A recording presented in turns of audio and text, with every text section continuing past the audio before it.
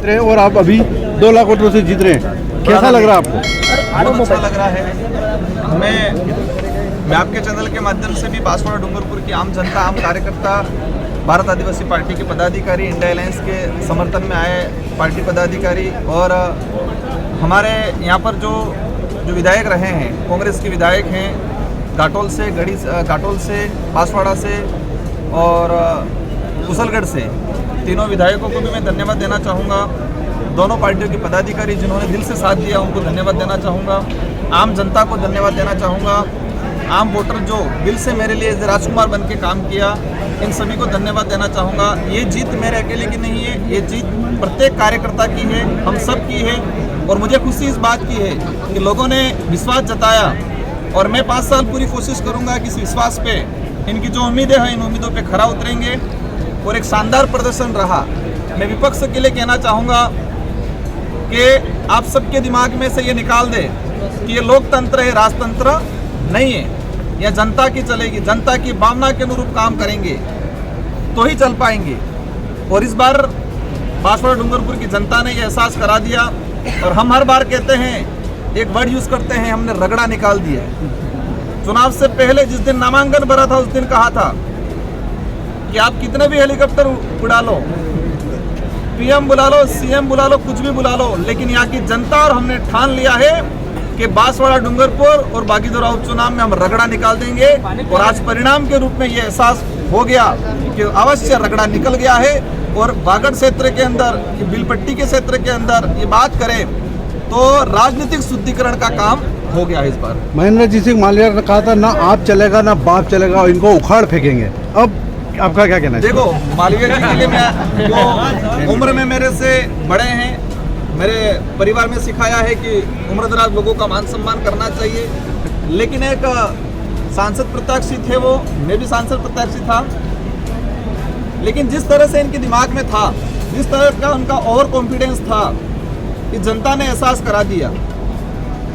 इस जनता ने एहसास करा दिया कि आपको ही हमने, बांसवाड़ा डूंगरपुर की जनता ने ही मालवीय जी को बड़ा बनाया था।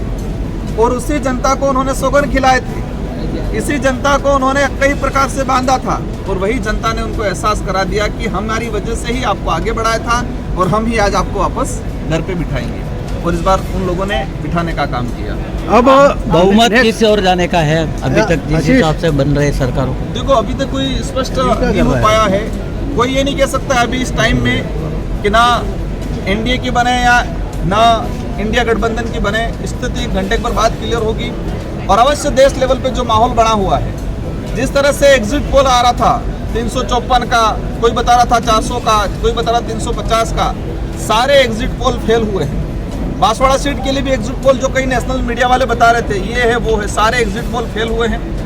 मीडिया ने जिस तरह से, नेशनल मीडिया आप लोगों पे नहीं, समाचार प्लस ने आपको बताया था राजकुमार और 2 लाख वोटों से जीत रहे सवेरे। भाई साहब बता रहे हैं, उन्होंने बताया था। और अवश्य देश लेवल की मीडिया की अगर बात करें, मीडिया ने जिस तरह से बढ़ चढ़ के देश की जनता को गुमराह करने का काम किया है और ये परिणाम जो आया है, काफ़ी डिफरेंस आया है। और अवश्य जो स्थिति बन रही है, इंडिया गठबंधन की सरकार बनने की पूरी संभावना है। अब आपने वालों विधायक सीट खाली हो जाएगी, उस पर इसको नया देखो, हमारी व्यवस्था है। आपने जोरदार सवाल पूछ लिया। हमारे विधानसभा लोग ही, विधानसभा क्षेत्र की जनता ही टिकट देगी। वहाँ पर मैं या कोई हाईकमान टिकट नहीं देगा, उस क्षेत्र की जनता टिकट दे देगी और अवश्य वो चुनाव हम भारी बहुमत से जीतेंगे। क्या आपको लग रहा था कि आरक्षण को मामले को लेकर मोदी सरकार को चेंज करने वाले, उसको माहौल बना क्या है इस बार? बिल्कुल इस बार बना। भाजपा के कई मंत्रियों के द्वारा, केंद्र में मंत्री रहे थे, उनके द्वारा कहा गया था कि हम 400 पार लाएंगे, ये खत्म कर देंगे, संविधान खत्म कर देंगे, आरक्षण खत्म कर देंगे।